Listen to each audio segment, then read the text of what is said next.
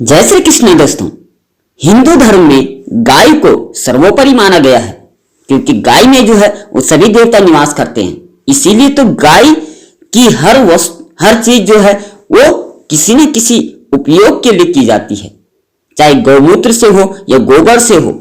उसका हर एक चीज जो है वो पूजनीय योग्य है क्योंकि उसमें अनेकों सारे तत्व पाए जाते हैं। चाहे वैज्ञानिक दृष्टि से देखें या आध्यात्मिक दृष्टि से देखें या धार्मिक दृष्टि से देखें, गाय जो है वो विशेष घोतक होती है हमारे सत्कर्मों को प्रदान कराने के लिए। इसीलिए तो अत्रि जी ने भी कहा है, निविष्टम गोकुलम यत्रा श्वासम मुंजति निर्भयम विराजयति तम देशम पापम चास्यापकर्षति। जिस घर में गाय की सेवा होती है वहां पुत्र पौत्र धन विद्या आदि सुख जो भी चाहे मिल जाता है। यही मान्यता अत्रि संहिता में आई है। घर में सवत्सा धेनु यानी सवत्सा गाय नहीं हो तो उसका मंगल मांगल्य कैसे होगा। इसीलिए तो मृत्यु के समय भी हिंदू धर्म में जो है वो गौदान का विशेष महत्व है क्योंकि गौदान कराने से उसको मोक्ष प्राप्त हो जाता है, मुक्ति प्राप्त हो जाती है। गाय का हर घर में पालन करना बहुत लाभकारी है।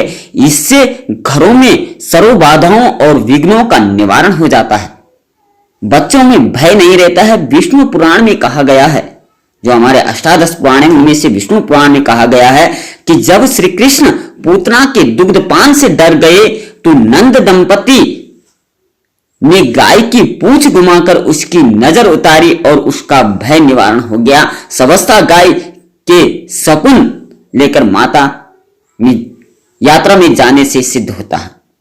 पद्म पुराण में और कर्म पुराण में कूर्म पुराण में कहा गया है कि कभी गाय को लांग कर नहीं जाना चाहिए। किसी भी साक्षात्कार इंटरव्यू उच्च अधिकारी से भेंट के लिए जाना हो तो गाय के रंभाने की ध्वनि कान में पड़ना शुभ है। संतान लाभ के लिए गाय की सेवा का अच्छा उपाय माना गया है। चलिए जानते हैं कि गाय से होने वाले क्या क्या बेनिफिट है, क्या क्या लाभ प्राप्त होते हैं हमारे घर में।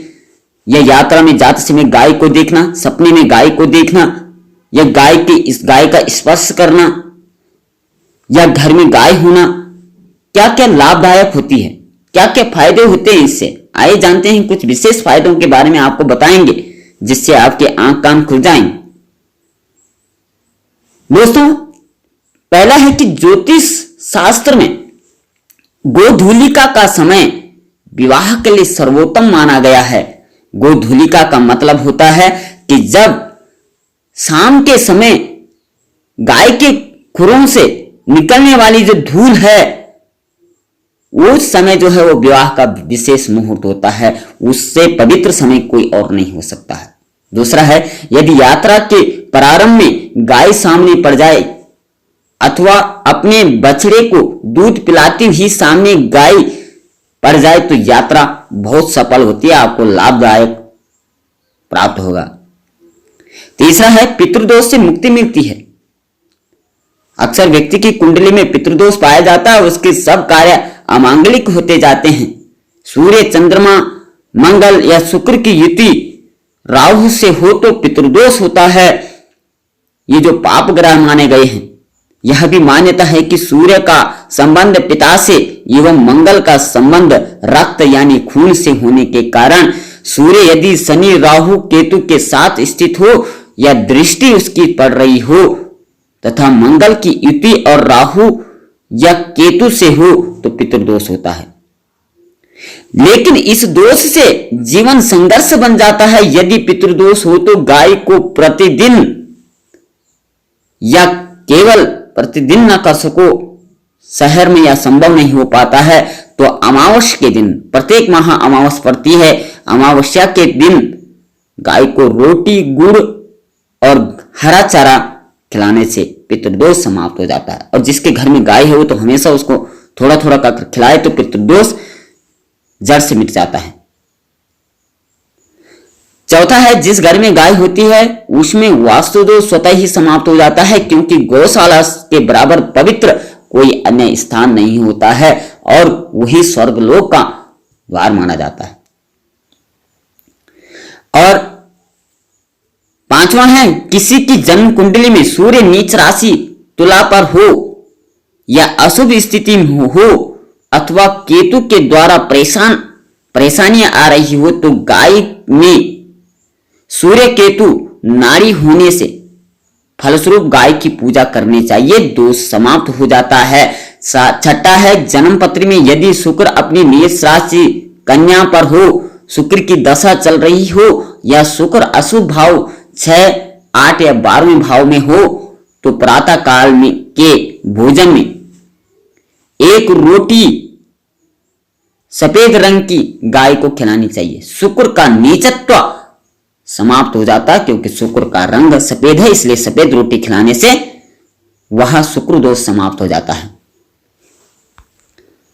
अब बात करें कि सातवें की, तो देसी गाय की पीठ पर जो कुबड़ जैसा बना रहता है वह बृहस्पति माना जाता है, बृहस्पति देव गुरु माना जाता है। अतः जन्म पत्रिका में यदि बृहस्पति अपनी नीच राशि में हो या अशुभ स्थिति में हो तो देसी गाय के इस बृहस्पति भाग का एवं शिवलिंगी रूपी ककुद के दर्शन करने से तथा गुड़ चने की दाल रखकर गाय को रोटी खिलाने से ये जो है दोष समाप्त हो जाता है। बृहस्पति अच्छे भाव में आ जाता है, क्योंकि बृहस्पति जो है वो तरक्की, कामयाबी और सफलता देने के लिए महत्वपूर्ण माना जाता है। आठवीं की बात करें, यदि बुरे स्वप्न दिखाई देते हैं, रात को भयानक स्वप्न आते हैं तो मनुष्य को गाय माता का नाम लेना चाहिए, बुरे स्वप्न स्वतः ही बंद हो जाते हैं। जिस तरीके से कहते हैं कि हनुमान जी का नाम लेने से भूत पिशाच भाग जाते हैं, उसी तरीके से गाय का नाम लेने से भी जो है वो सब भाग जाते हैं। गाय को सभी मानता मानते हैं। गौ माता के नेत्रों में प्रकाश स्वरूप भगवान सूर्य तथा ज्योत्सना की अधिष्ठात्री चंद्रदेव का निवास होता है। जन्म पत्री में सूर्य और चंद्रमा कमजोर हो तो गौ नेत्र के दर्शन करने चाहिए, उससे सूर्य और चंद्रमा जो है वो उसका प्रभाव, दुष्प्रभाव कम हो जाता है और सकारात्मक प्रभाव डालता है। आखिरी लाभ है, गाय के घी का एक नाम आयु भी, आये घृतम, अतः गाय के दूध घी से व्यक्ति दीर्घायु होता है। हस्त रेखा में आयु रेखा टूटी हुई हो तो गाय के घी काम में लाएं और गाय की पूजा करें। केवल गाय के घी का नाम लेने से ही इतना शक्तिशाली प्रभाव पड़ता है, तो उसका सेवन करने से कितना प्रभाव पड़ सकता है। आइए घृतम, सिर्फ इतने कहने से उस घी के अंदर का प्रभाव उसको प्राप्त हो जाता है।